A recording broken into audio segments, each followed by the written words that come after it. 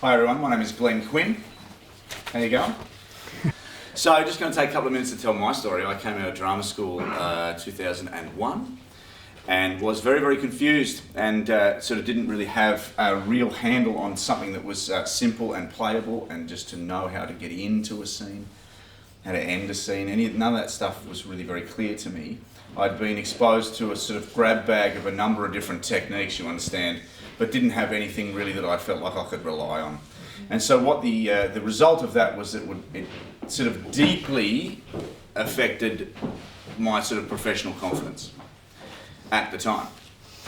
So I came to the rehearsal room in 2005 and was exposed to the first rule of rehearsal room process. The actor has one job, that is to tell the story and be believable. That's two jobs. Tell the story and be believable. Two tasks. And everything that we teach here is in service of those two tasks. Tell the story and be believable.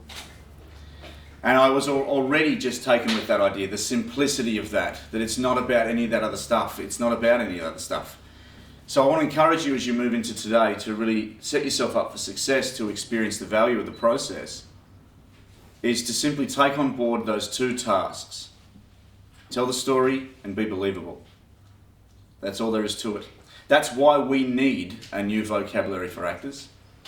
There is so much fat on the process that needs to be trimmed off, that gets in the way and we get stuck in our heads, right?